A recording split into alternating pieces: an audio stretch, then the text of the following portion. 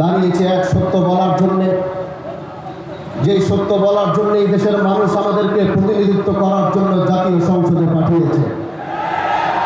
আমরা বলেছিলাম আমরা ইনসাফ প্রতিষ্ঠা করব, আমরা বলেছিলাম আমরা ন্যায় প্রতিষ্ঠা করব। আর আমাদের এই আওয়াজগুলো, এই কথাগুলো এই দেশের মানুষ, আমার এলাকার মানুষ তারা বিশ্বাস করেছিল এবং বিশ্বাস করে সেই শিবচরের মানুষ আমাকে ভোট দিয়ে আমাদেরকে জাতীয় সংসদে পাঠিয়েছে।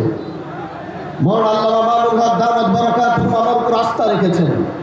আমার উপর আস্থা রেখে তিনি আমাকে এই দায়িত্ব পালন করার সুযোগ দিয়েছেন। ভাই, আমরা ক্ষমতার জন্য আমরা জাতীয় সংসদে যাই নাই। এরকম ক্ষমতা তো আমাদের পূর্বপুরুষের ছিল। আমরা এরকম ক্ষমতার আসন মসনদে বসার জন্যে, আমরা ক্ষমতার মসনদে বসার জন্য জাতীয় সংসদে যাইনি। আমরা এদেশের মানুষের কণ্ঠে কথা বলার জন্য জাতীয় সংসদে গিয়েছি। এজন্য যতদিন আমাদের কথাগুলো যতদিন রায় না হবে, আমাদের দাবিগুলো যতদিন পূরণ করা না হবে, আমাদের আন্দোলন চলতে থাকবে। প্রিয় ভাইরা আমার, এদেশের মানুষ 70% মানুষ গণভোটের পক্ষে রায় দিয়েছে। 70% মানুষ জুলাইয়ের পক্ষে রায় দিয়েছে।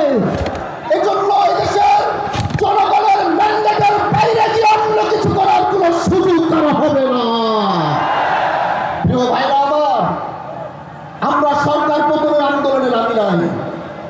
এটা কোনো সরকার পতনের আন্দোলন আর সমাবেশ নয়। সংসদে বুঝাবার চেষ্টা করেছি, হয়তো বুঝতে পারছেন না বলে আজ জনগণ ময়দানে নেমেছে বুঝাবার জন্য। এজন্য আমরা চাই সরকার এটা বুঝবে, জুলাইকে ধারণ করবে, গণভোটের রায়ের পক্ষে সরকারও থাকবে, এটা আমাদের চাওয়া। এজন্য আগামী বাংলাদেশে আমরা জুলাইকে মাইনাস করে আমরা কিচ্ছু করতে পারবো না। প্রিয় ভাইরা আমার, এই ময়দান থেকে এটাই বলতে চাই, আমরা জাতীয় সংসদে